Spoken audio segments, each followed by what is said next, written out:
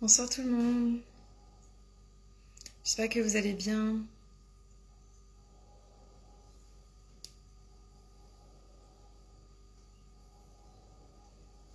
Hello,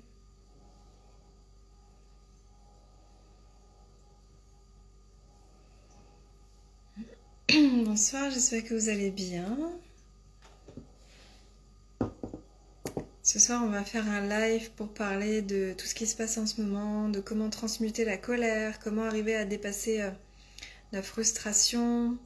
Et je vais faire ce live avec mon amie Beata, qui vient d'arriver. Et je vais l'inviter.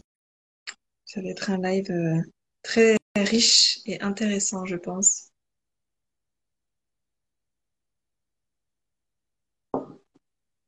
J'espère que vous allez bien. On se dimanche. Hello, Hey! ça va? Ça va très bien. Je suis tellement Oui, contente qu'on fasse ça. moi aussi. En plus, je suis vraiment en mode.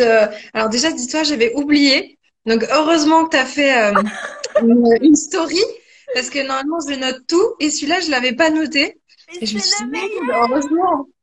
heureusement que t'as fait un rappel. Je me suis dit, bon, c'est parfait.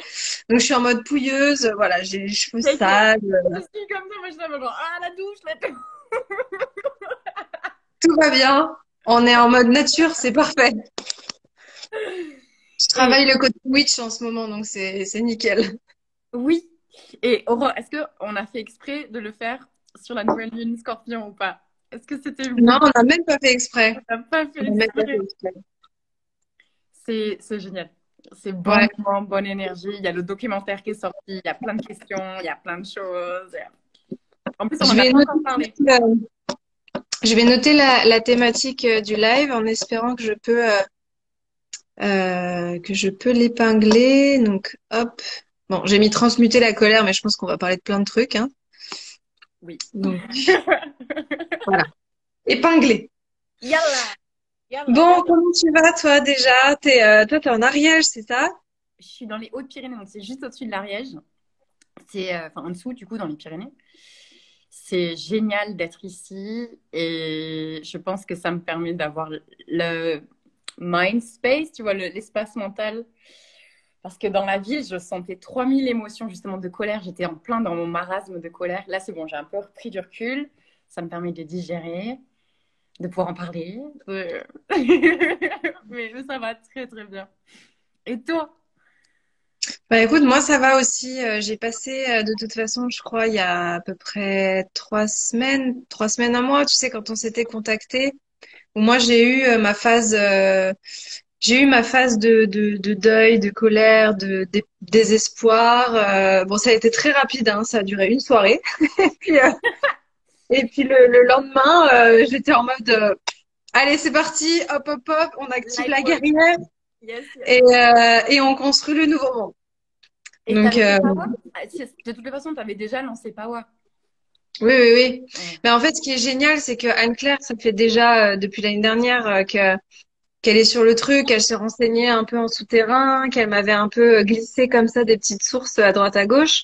Et on a toujours quand même été assez en accord. Après, elle avait peut-être un côté plus tranché, ou moi j'ai un côté plus doux, où j'aime pas trop, tu vois, j'ai Mercure en balance, donc j'aime pas trop faire de vagues, j'aime bien que les choses soient harmonieuses tout le temps.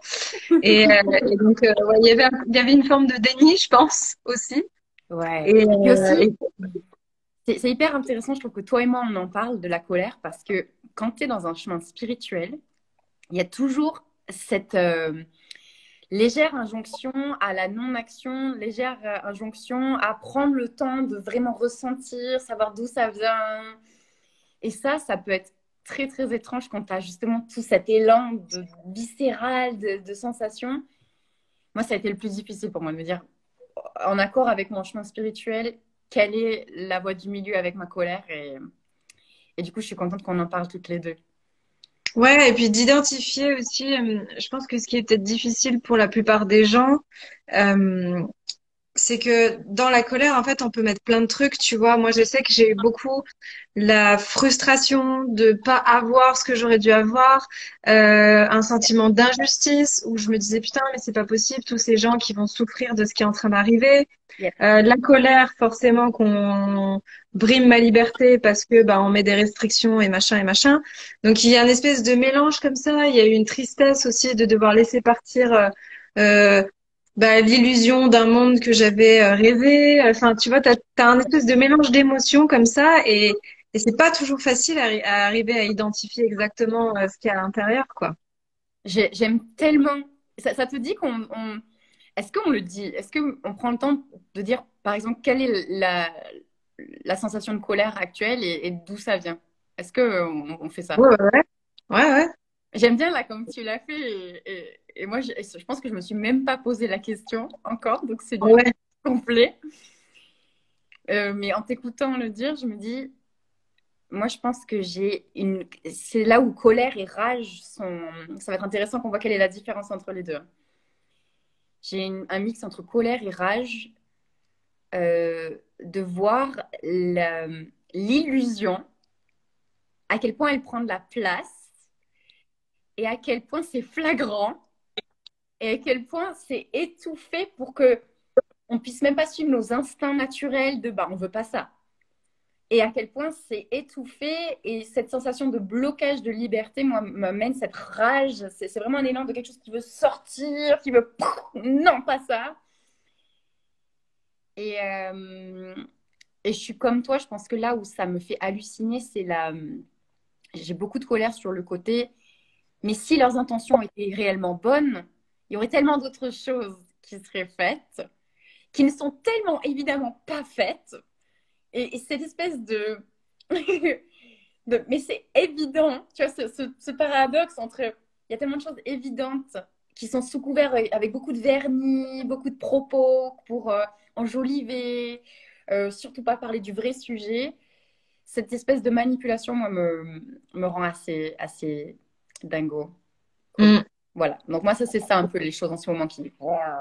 Ouais, la manipulation et l'emprise, tu sais, comme quand tu es dans un couple toxique où tu sais que l'autre essaye de te faire croire des choses, essaye de t'emmener quelque part et en fait, tu es dans une espèce d'emprise comme ça où tu te dis, mais comment est-ce que c'est possible que je me laisse embarquer là-dedans alors que c'est quelque chose que je veux pas, tu vois? Oui, exactement. C'est un truc que Anne-Claire a publié récemment, enfin il y a peut-être 2 semaines, que j'aimais beaucoup. C'est, moi j'en ai rien à faire que tu sois pas éveillé, mais m'emmène pas avec toi. J'aimais bien ce truc de, j'ai aucune mission à éveiller qui que ce soit d'autre que moi, mais par contre, s'il vous plaît, faites pas en sorte que je me retrouve bloquée parce que vous avez pas voulu regarder ou entendre. C'est là la difficulté d'arriver à trouver l'équilibre entre je continue de m'éveiller, je choisis de porter mon regard vers la lumière et en même temps je rejette pas et je dénigre pas tous les gens qui ont parfois de la difficulté à accepter la situation. Ouais. Et c'est là, je pense, où on arrive à voir les véritables éveils entre guillemets. Oui, Parce que pour moi, enfin, si t'es trop dans l'un ou trop dans l'autre, en fait, t'es pas dans ton cœur. Si t'es que là à rejeter, à juger les autres et à dénoncer, ou alors que t'es que dans non mais moi de toute façon tout est rose dans mon monde, la vie sera belle et on crée le nouveau monde. Si t'es oui, que dans un de ces deux extrêmes, c'est comme si tu te déconnectais de ton humanité et donc du coup des autres humains et t'es là où c'est pas évident d'arriver à garder son centre en fait. exactement. Et c'est pas facile, hein. C'est pas facile. Est-ce que toi, Ouais, du coup, qu'est-ce qui s'est passé dans ce jour où tu as dit que tu as réussi en un jour à faire genre pivot de ça bouillonne, mais c'est bon, j'ai canalisé. Qu'est-ce que tu as fait? en fait, ça a commencé à monter, monter, monter. J'étais en formation en plus en ligne de l'école de la présence thérapeutique parce qu'on a dû tout mettre sur Zoom vu que bah on peut pas aller en Belgique. Et j'écoutais à moitié le cours parce que moi, vu que je suis une HP ou j'en sais rien, j'ai du mal à faire un truc. En fait, je fais tout le temps trois choses en même temps. Et donc, j'écoute le cours, je prends des notes et en même temps, je suis sur mon téléphone et je regarde des articles. Enfin, bon, c'est catastrophique. Et j'ai commencé à lire des trucs justement sur ça. Une copine qui partageait l'ancien rapport Rockefeller qui annonçait que de toute façon en 2010 il y avait déjà tout ça. Et j'ai commencé à me remettre un peu là-dedans, les sources que partageait Anne-Claire, etc. Et c'est là où je me suis dit, bon, il faut que je regarde le documentaire Thrive. J'ai toujours pas vu. Ah J'ai oui, et toujours ben pas écoute, vu. et ben moi, ça faisait des semaines et des semaines que c'était là, machin. Et quand j'ai réécrit à Anne-Claire en lui disant, j'en peux plus, ça me désespère ce qui se passe, c'est injuste, machin, truc bidule. Elle m'a dit, regarde le documentaire. Et donc là, je me suis dit, ok. On s'est posé devant avec en plus mon chéri qui est pas du tout là-dedans à la base. Et on l'a regardé et je crois que ça m'a aidé à vraiment voir parce que dans le documentaire, il pousse vraiment, tu vois, à l'extrême du truc. Voilà, c'est ça. De l'extérieur, ça fait très conspirationniste, mais en même temps, moi, je crois que j'avais besoin d'aller dans quelque chose de très très Ouais. loin. Voilà, vraiment se rendre compte à quel point c'est grave, lourd et que ça part loin. Et je pense qu'il y a 80% qui est vrai. Hein. Et À pour vérifier quand arriver même, hein. ouais, Parce qu'en fait, à sur les atteindre, 1%, on en parle après, mais. oui, à atteindre le bout pour me dire, bon bah résilience, tu vois, me dire bon bah de toute façon, si c'est la merde et que c'est comme ça que ça se passe, bah qu'est-ce que j'en fais, tu vois, c'est-à-dire que je vais pas rester là à me morfondre et à pleurer et à flipper et à être en colère, donc ok, bah je vais utiliser tout ça pour en faire quelque chose. Et du coup, le lendemain, j'étais au taquet, j'étais là, ok, je vais faire une formation pour apprendre aux gens à manifester l'abondance, retrouver leur propre pouvoir. J'étais au taquet, le truc il est déjà quasi construit parce que Mais c'est ça, on a besoin de ça en fait. c'est trop drôle parce que si le live, tu vois, c'est transmuter la colère, il y a un truc que je trouve hyper intéressant, c'est se rappeler que la colère est un messager. C'est vraiment un messager, tu vois, de tous tes instincts, de tes besoins, de ta vitalité qui crie quelque chose. Et il y a quelque chose de magnifique dans ce que tu as fait, c'est que tu as tout de suite entendu et tu as tout de suite basculé vers bah, qu'est-ce que je fais pour répondre à ce besoin. Et il y a quelque chose d'assez intéressant, c'est que je pense que les trois quarts des êtres humains, quand on sent monter la colère, on a tendance à faire non, en fait, non, c'est pas socialement correct, ça met du désordre, c'est pas convenable, c'est pas conventionnel, je t'ai. Mais du coup, tu n'as pas chopé l'information de ton besoin. Et en général, c'est ce qui fait que tu vas avoir soit des mini-crises intérieures, donc soit la colère va se muter en autre chose, je trouve que ça peut partir soit en inflammation intérieure, ça peut partir aussi en dépression, ça peut partir en manque de confiance en soi, ça peut prendre des proportions complètement dingues. Et en plus, tu n'as pas pivoté par rapport à ton besoin parce que tu ne l'as pas entendu. Mm. Et j'ai eu comme toi, moi j'avais fait le live avec mon amie infirmière qui m'a donné la réalité du terrain à Toulouse. Et j'en avais besoin parce que j'étais à fond comme toi en mode, bah, j'ai toutes les informations sur la conspiration, j'ai toutes les informations sur à quel point tout ceci est une manipulation. Mais comme j'ai adoré, là, il y a quelqu'un qui a dit, je me sens impuissante et du coup, c'est ça qui me donne la colère. Moi, j'étais pareil. J'étais complètement en rage de me dire, je sais tout ça et j'en fais toujours rien. Et c'est comme toi, c'est le moment où j'ai basculé vers l'action que d'un seul coup, ça a disparu. Il n'y a plus cette colère qui m'handicape et c'est comme si on avait chopé le message. Et du coup, je me demande qu'est-ce qu'il faut comme ressource intérieure pour être capable d'entendre le message. Tu vois, est-ce que c'est parce qu'on fait du travail de conscience? Est-ce que c'est parce qu'on médite? Est-ce que c'est parce qu'on respire? Est-ce que tout le monde a cette capacité? Bah, tout le monde, oui. Après, moi, ce qui m'a aussi aidé, c'est que tu vois, le moment où, avant qu'on regarde le documentaire et quand j'étais dans ma phase de panique, je me suis autorisée à aller dedans. C'est-à-dire que, Yes! tu Oui, vois, yes! vraiment, je me suis mise à pleurer. Clément, il me regardait, il me disait, mais qu'est-ce qu'il y a? Je dis, non, mais je sais pas, c'est pas possible, tout ce qui est en train de se passer. J'étais dans un espace de désespoir. Et vraiment, tout s'effondrait à l'intérieur de moi et je l'ai laissé monter et je me suis mise à Super. pleurer. Et j'étais vraiment, vraiment mal. Et puis, je me suis dit, bon, bah, je lui ai dit, écoute, là, j'ai besoin de regarder ce documentaire. Je sens que j'ai besoin de ça pour faire quelque chose. Et c'est à ce moment-là où, en fait, j'ai eu un éclairage. Donc, moi, ça a été ce docu. Mais en fait, juste, je crois que les deux clés, tu vas me dire si tu entres en résonance avec ça, mais c'est déjà accueillir la vague. Oui. Et une fois que tu es dans la vague, choisir consciemment aussi de la traverser. C'est-à-dire pas rester dans la vague en mode ah, je suis en train de me faire balloter, je vais mourir. Tu vois? Parce que ça, c'est le truc aussi qu'on pourrait entretenir aussi, de se dire Oui. tout s'écroule, de toute façon, il n'y a plus rien à faire et de se mettre dans l'espace de la victime. C'est non, ok, je vais dans ma vulnérabilité et j'ai le droit d'être, de m'effondrer.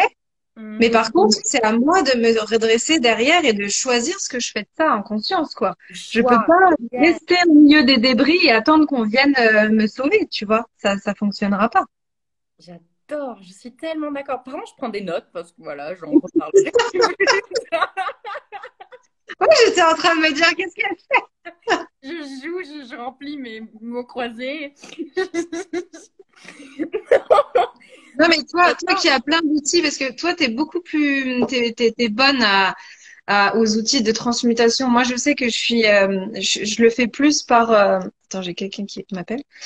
Je le fais plus, je sais pas, de façon un peu freestyle, et en même temps, j'en sais rien. Peut-être que j'ai des outils un peu réflexes, mais peut-être que tu peux donner toi tes outils aussi, parce que tu utilises beaucoup le Kundalini, la respiration, la méditation, tout ça. Et je pense que ça peut peut-être être intéressant que tu te donnes justement toi les pratiques qui t'aident au milieu de ça. Est-ce qu'on pratique ce soir, maintenant, tout de suite? Qu'est-ce qu'on fait? Qu'est-ce qu'on fait? Comme tu veux, comme tu veux. Écoute, je te suis. Attends, juste, pardon, mais je suis tellement d'accord. J'aime beaucoup comment tu l'as décortiqué. La vulnérabilité, on en parle. En fait, je coach, je fais comme toi, tu vois, j'accompagne des gens en ce moment et on est sur essentiellement toutes les personnes que je coach. La clé majeure, c'est, mais en fait, ne fuis pas ta vulnérabilité, c'est la porte d'entrée à toute ta richesse, à toute l'exploitation de ton potentiel, à l'harmonie vraiment aboutie avec qui tu es. Il faut passer par cette vulnérabilité. Et c'est drôle, hein, comme dans nos sociétés occidentales, on a besoin du maquillage. Vraiment, le nombre de personnes qui me disent, mais je veux être la lumière, il faut du positif en ce moment, du coup je mets mon sourire. Et moi je regarde, surtout mes élèves qui me disent ce genre de choses, je les regarde et leur fais, ça c'est une injonction, c'est du poison. C'est du poison parce que du coup, le moment où tu t'en éloignes, tu te haïs, tu te fais pas confiance parce que tu sais pas marcher en dehors de ce moule hyper contraignant que tu t'es imposé, qui est pas du tout naturel, c'est pas organique. C'est comme si ça devait rester figé, mais il n'y a rien qui reste figé au choc extérieur. Normalement, dans la nature, ça bouge, c'est en osmose avec l'extérieur, c'est toujours en interaction. Et la croyance que tu puisses être toujours d'une humeur fixe ou d'un état mental fixe, c'est moi, ce que j'aime bien dire, c'est que les gens qui essaient de nous faire croire ça, c'est des gens qui ont intérêt à ce qu'on fasse pas de vagues et à ce qu'on se taise et qu'on soit gentil. Et du coup, aujourd'hui, je trouve que c'est un acte politiquement très engagé d'aller accepter sa vulnérabilité et d'accepter, par exemple, au travail, bah aujourd'hui, ça va pas du tout. Aujourd'hui, je suis super fragile. Aujourd'hui, je suis dans mon émotion. Même, je parlais avec une élève, poser des jours pour dire, bah ça va pas. En fait, je vais arrêter d'être dans la productivité et je vais ressortir de ça pour prendre soin de moi. Et c'est fou comme le système aujourd'hui qui pressurise les individus à être productifs ne veut pas qu'ils soient en contact avec ça. Parce que c'est pas très facile à gérer des gens en masse avec leurs états d'âme. c'est pas ordonné. Donc aujourd'hui, c'est un acte politiquement engagé que d'être vulnérable. Donc pour ceux qui écoutent, franchement, mais allez-y là. Essayez de ne pas mettre trop de maquillage. Et, euh, et du coup, je trouve ça beau, Aurore, que ce soit la nouvelle lune en scorpion. Je trouve qu'il y aurait un beau parallèle à faire avec ça. Hmm. Qui apporte... Ouais. Process de renaissance. Oui, et quand tu me parles, quels sont les outils que moi je propose, mais le premier outil, moi, c'est du shadow work. C'est, mais vas-y dans ton ombre, va voir de quoi elle te parle. Moi, mon premier enseignement, c'était démon, c'était gourou. Tes démons, c'est tes gourous. Les choses qui sont justement tes plus gros handicaps sociaux, les choses qui te posent le plus souvent problème avec les gens, c'est ton gourou. Tu dois passer par ça. Donc ça, c'est le shadow work. Tu vas en parler un peu, toi, du shadow work? Parce que je ne sais pas si tu as organisé un truc pour la nouvelle lune. On a fait une petite session yoga breathwork chant vendredi soir avec ma copine Ludivine. C'était très sympathique. Il est en replay en IGTV. Ouais. Après, là aujourd'hui, moi, j'étais un peu en mode cool. Je voulais pas trop parce que j'apprends à me mettre des jours off. Mais j'ai vu, Euh, j'adore. avec ton Ouais. RPM, je trouve ça génial. Ouais, là, je suis pas encore dedans, mais voilà, j'essaie de prendre du temps quand même pour ma vie personnelle parce qu'en fait, si je me force pas à faire ça, j'aime tellement ce que je fais que bosser, tu vois. Enfin, moi, si je m'écoutais, je me passerais mon temps à regarder des vidéos, à prendre des notes, à imaginer des formations, à faire plein de trucs. Et donc, du coup, il faut que je me calme un peu. Ouais. Mais effectivement, le travail de l'ombre, moi, ça me parle beaucoup. Bah, déjà, je suis scorpion, donc ce côté, Ascendant, yes, yes. voilà, va vouloir aller bien dedans pour bien aller gratter et voir ce qu'il y a derrière. Et, et c'est justement, moi, le challenge que j'ai aussi par rapport à ça. Et on parlait déjà tout à l'heure de l'équilibre entre les deux polarités. Et ce que je trouve difficile, et peut-être c'est là où les gens ont parfois du mal à arriver à placer le curseur, c'est je vais dans mes ombres, mais je ne identifie pas. Tu vois, et c'est souvent le souci qu'on a tendance à faire, c'est je vais dans mon désespoir Oui, et hop, je vais m'identifier au désespoir et je vais dire que je suis quelqu'un de désespéré. Mais en fait, non. On a une part de désespoir, on a une part de colère, on a une part de frustration, d'impuissance.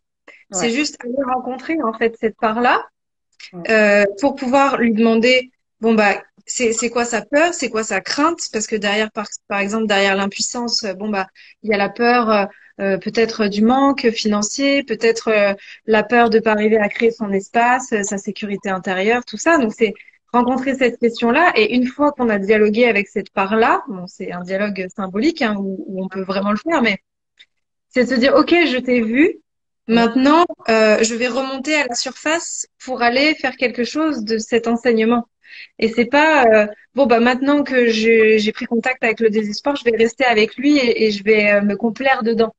ouais, Parce que c'est là où c'est parfois difficile et c'est là où ça demande beaucoup de responsabilité, d'engagement, de volonté, de se dire voilà, c'est pas parce que j'ai de la tristesse que je suis quelqu'un de triste et oui. ça veut pas dire que j'ai le droit entre guillemets ou que c'est légitime de me complaire dedans et de m'abandonner complètement parce que après là c'est un peu la porte d'entrée où le corps émotionnel va se dire oh génial, je vais pouvoir prendre toute la place et puis je vais pouvoir prendre tout ce dont j'ai besoin parce que je suis tellement avec plein de blessures et c'est tellement difficile. Yes. Aimez-moi, protégez-moi, nourrissez-moi. Et donc là, le corps émotionnel qui prend le dessus, ça part en cacahuète.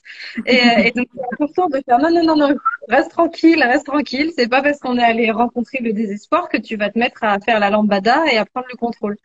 Donc, c'est la phrase ce soir. Lambada. C'est Mais l'atelier c'est après cette exactement ça, en fait. discussion.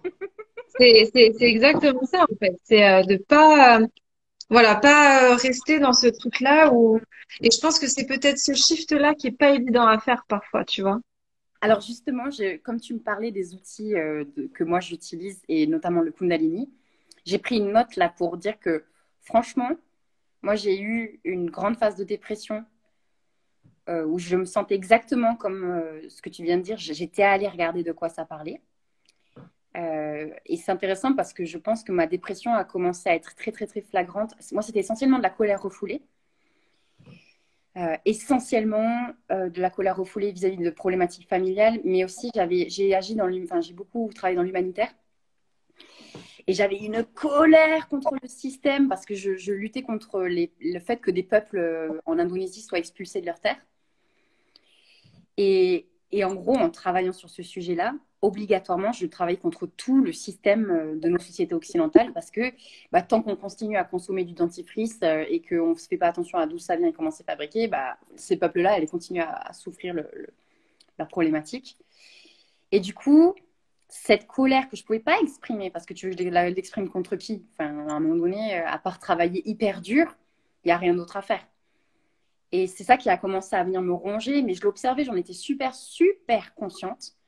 Et je me suis vraiment perdue. Je me suis vraiment perdue parce que j'avais pas je dirais, j'avais pas les ressources biochimiques et nerveuses. Et c'est là où c'est hyper intéressant parce que j'ai pas fait exprès d'aller chercher le Kundalini. C'est vraiment un hasard. C'est la vie qui m'a amené de fil en aiguille à faire cette formation. Je savais même pas que je m'engageais pour une formation de Kundalini himalayen. Et en fait, le Kundalini, qu'est-ce que ça fait? Et je précise vraiment, c'est important pour les gens qui écoutent. Il n'y a pas que le Kundalini qui permet de faire ça. le travail de respiration permet ce que je vais présenter.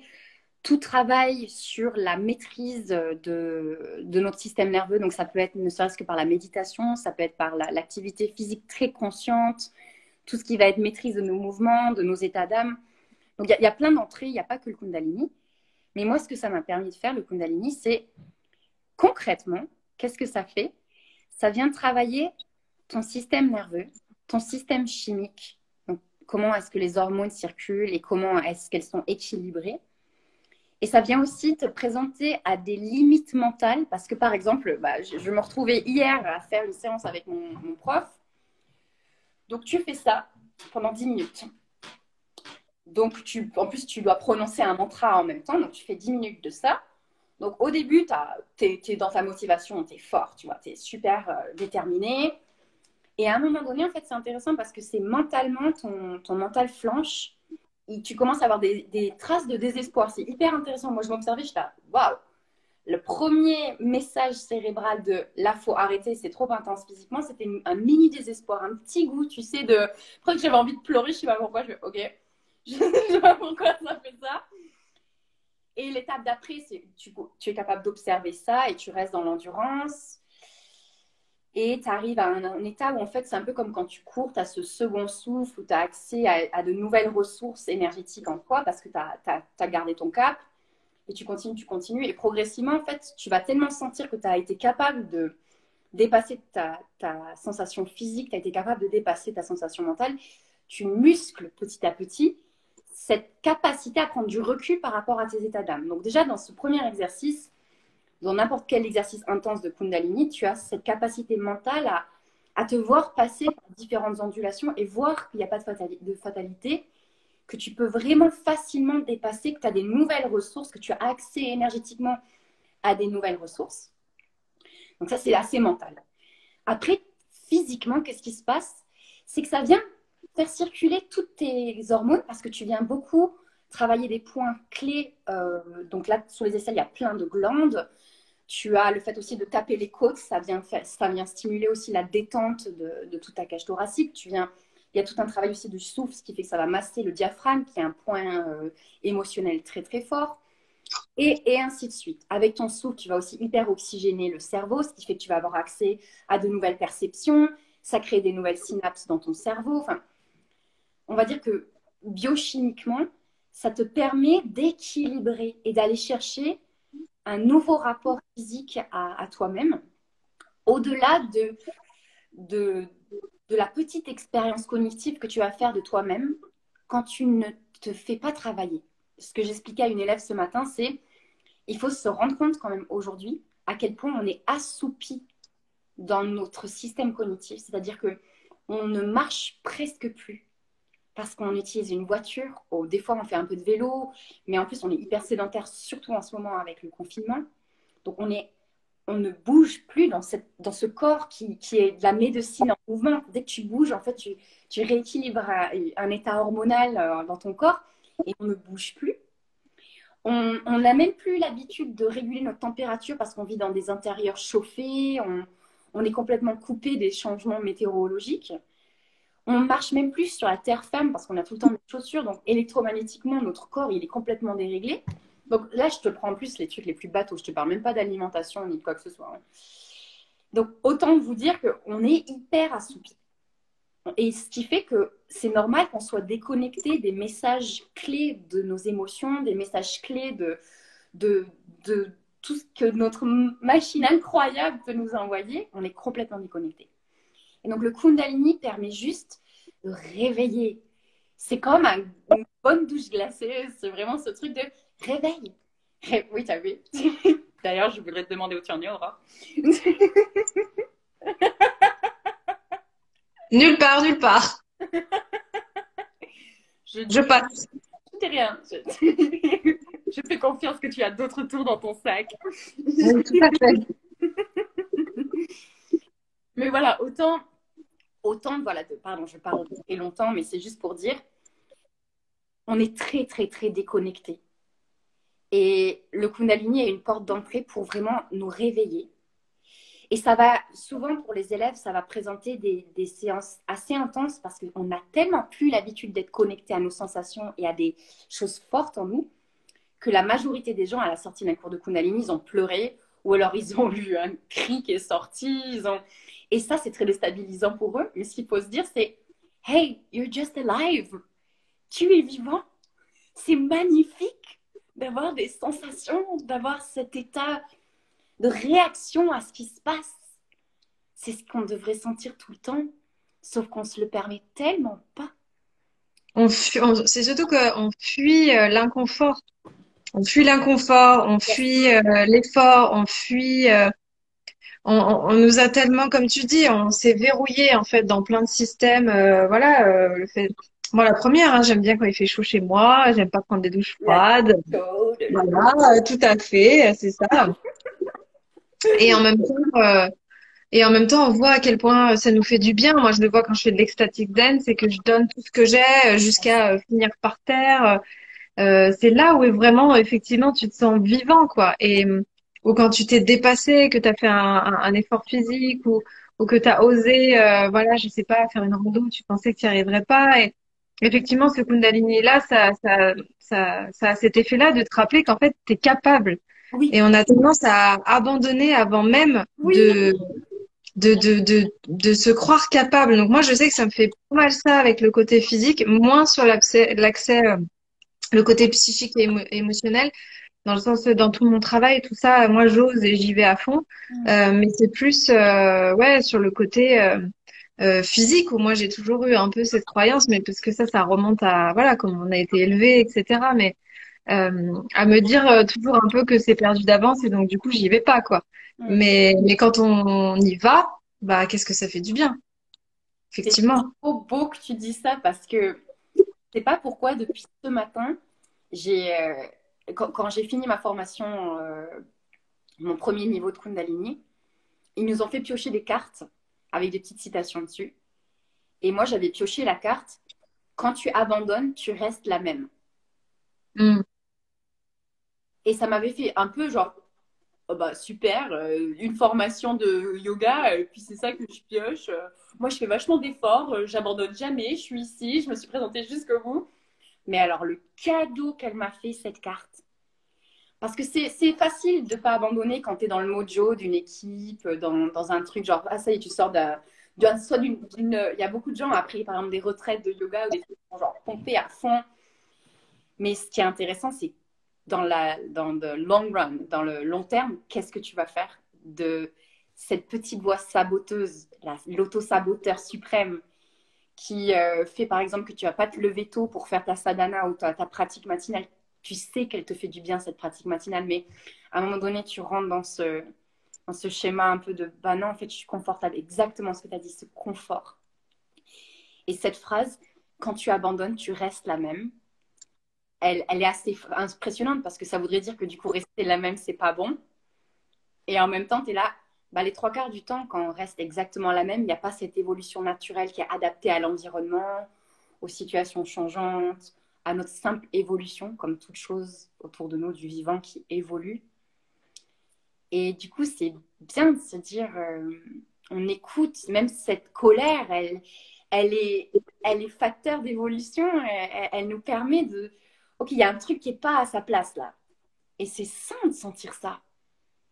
Et en même temps, cette citation, je la trouve intéressante parce que ça permet aussi de ramener de la bienveillance, tu vois, de se dire, bon, bah, c'est pas grave si j'ai ça, je le fais pas ce matin. Oui. Euh, Juste, je ne suis pas, je reste la même et ça veut pas dire que je suis moins bien ou que je suis nulle ou oui, que je suis quelqu'un de faible parce qu'il y a ça aussi, ce truc où on n'ose même pas s'engager dans un processus parce qu'on se dit que si on le fait pas à 100%, encore une fois, c'est encore une question d'équilibre, eh bien, je vais être faible et donc du coup, je vais me juger. Donc, je trouve qu'elle est hyper intéressante cette phrase pour ça, du coup. ouais, exactement.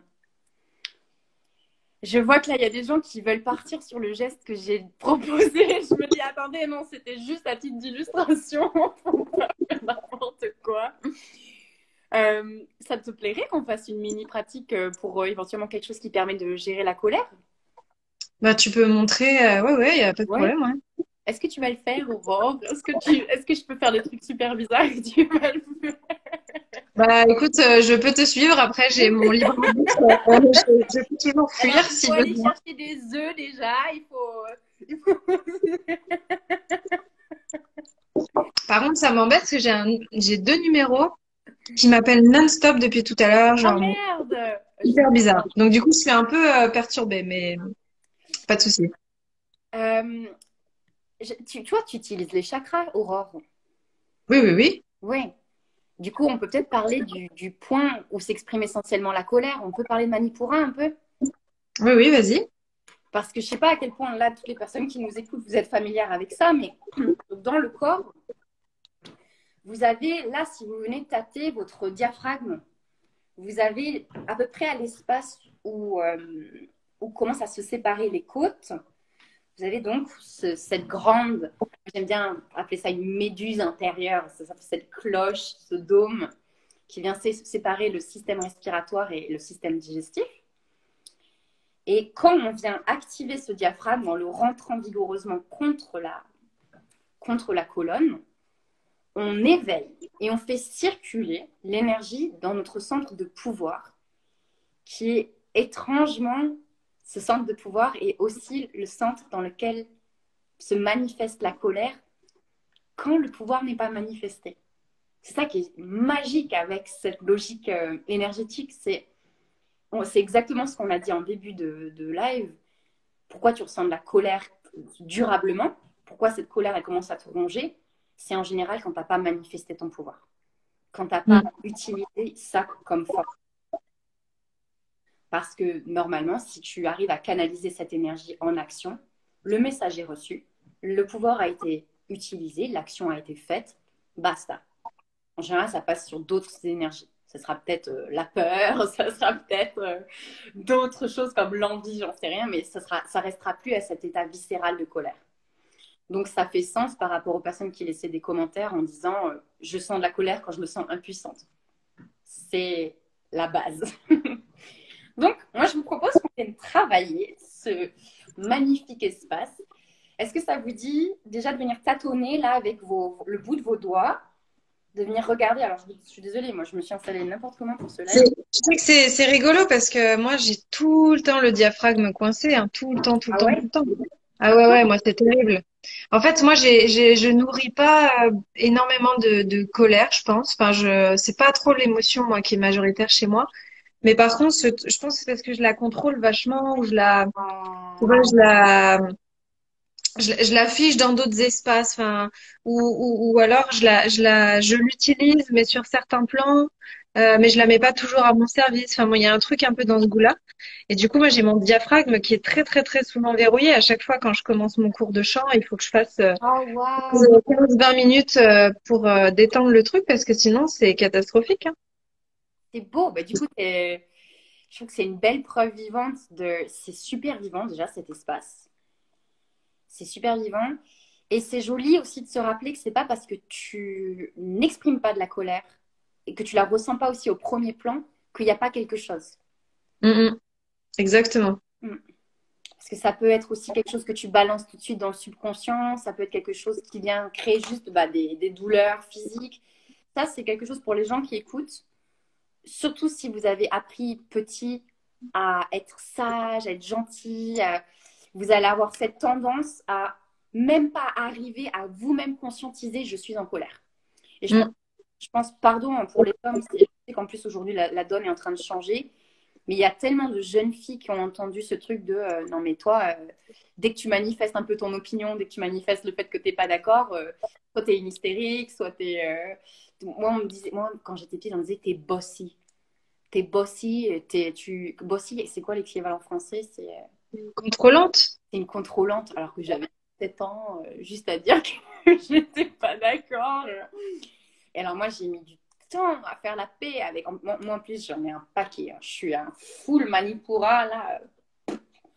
Mais j'ai appris à faire la paix aujourd'hui parce que je me rends compte, waouh, ça me permet aussi beaucoup de pouvoir. Alors, s'il Mm. vous plaît, si vous sentez de la colère beaucoup en ce moment, c'est juste que vous avez beaucoup de pouvoir. OK? Il faut Et qu'on peut en l'utiliser. faire quelque chose. Et qu'on peut en faire quelque chose euh, parce que, tu vois, moi, j'en avais parlé avec le chaman où j'étais au Pérou il y a 2 ans. Il m'avait dit, ton Manipura, le problème, c'est qu'il est tamastique. Tu l'utilises pas pour te mettre en mouvement. Tu l'utilises pas, en fait, pour toi-même. C'est-à-dire que moi, je balance mon pouvoir à l'extérieur tout le temps. Waouh, Euh, mais je le mets très peu à mon propre service. Je le mets peu au waouh. service de mon corps, de ma vitalité, de mon énergie, de mes limites, de mon territoire. Mais par contre, j'en ai énormément que je balance à l'extérieur. Oui, toi, t'es Donc hyper productive. C'est un truc de malade. voilà. De l'extérieur, du coup, on peut se dire, ah là là, elle contrôle tout, elle gère tout, trop bien. Titanesque, elle est titanesque. Voilà. Alors qu'en fait, envers moi-même, de m'engager envers moi-même, de me mettre des limites, ouais, de me responsabiliser sur certains trucs, c'est pas toujours facile, quoi. Donc voilà, chacun a ses problèmes à gérer. Et Moi, c'est que je fous la merde partout. Donc, voilà, chacun son turf, quoi. C'est... coucou. Mais est-ce que je vous le montre, ce truc? Parce que je veux Oui, pas oui, vous mais laisser comment, c'est quoi? C'est la respiration? Comment? C'est la respiration? On va faire Conquereur de l'ego, ça vous dit? Parce que il est un peu dans mon truc power en plus. Euh, c'est parce que je trouve qu'il est beau celui-là. Parce que j'ai pas envie de dire aux gens, vas-y, instrumentalise ton pouvoir, utilise ton manipura dans une direction. Parce que là, la faille, elle pourrait être qu'on agit trop avec l'ego en disant, par exemple, je vais mener une révolution, paf, paf, paf, j'utilise mon manipura, paf, révolution. Dans la respiration conquérant de l'ego, il y a quelque chose de magnifique. Tu viens vraiment abandonner le cœur à la vie. Qu'est-ce que c'est beau ça. C'est vraiment dans, je fais confiance que je suis un élément dans un système beaucoup plus grand que moi et je vais canaliser cette force vitale vers le cœur, vers l'ouverture du cœur pour recevoir l'action juste. Mais ça ne va pas venir de ma volonté hyper bornée, butée.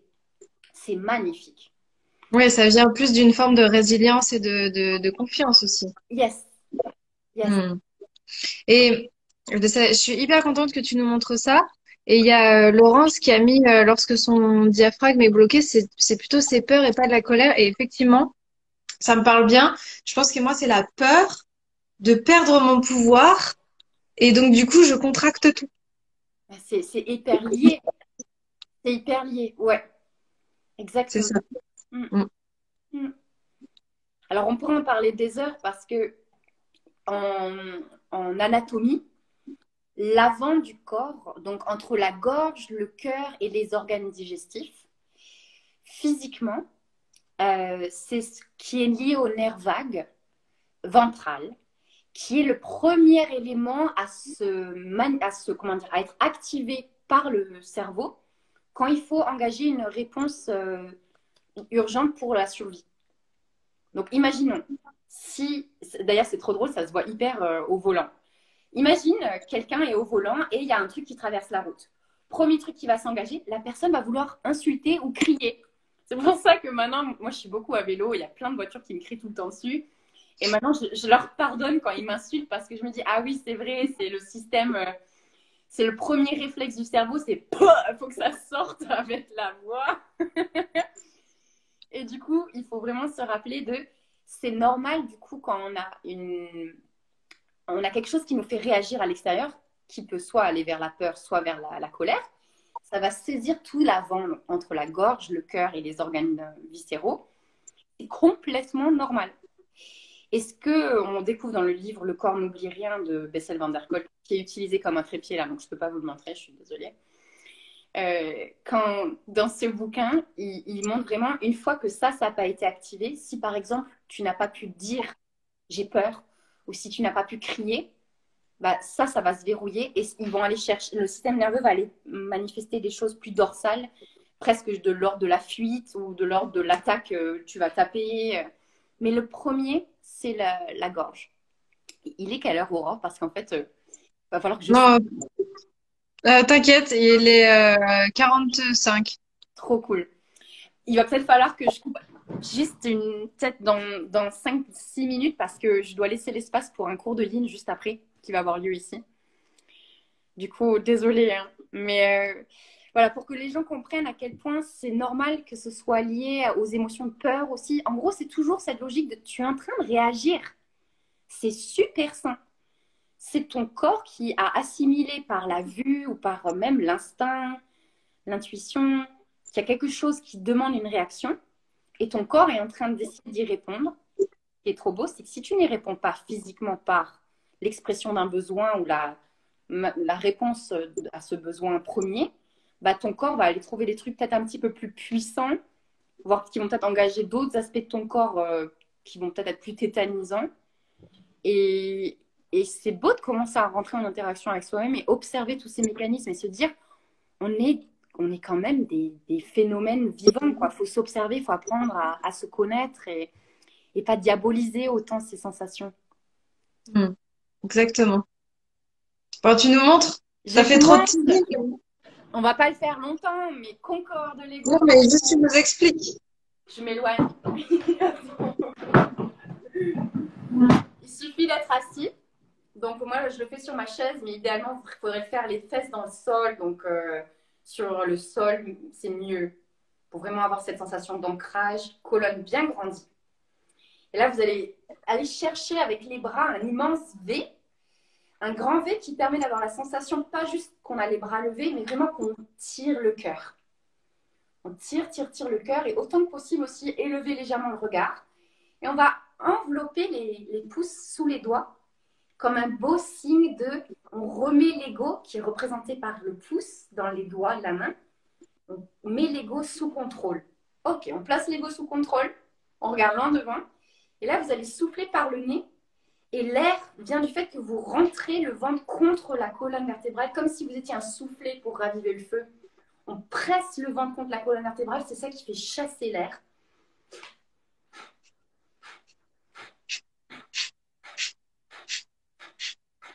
Et là, il faut allonger le regard et ouvrir le cœur avec cette sensation de j'active ma force vitale dans mes tripes et je la canalise vers le cœur.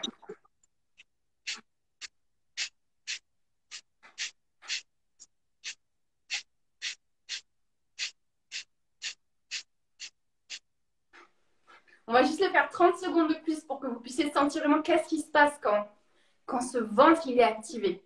Donc, il y en a pour qui ça peut être assez intense. Essayez de faire confiance. On est en train d'étirer notre potentiel, de réveiller des sensations. Travaille ce ventre, rentre le nombril contre la colonne, chasse l'air.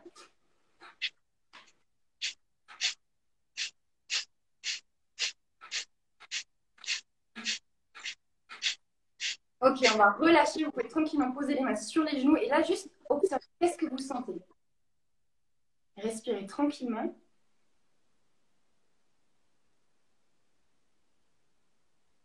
Il y a pas mal d'énergie en général qui circule. Il faut s'autoriser à la sentir circuler.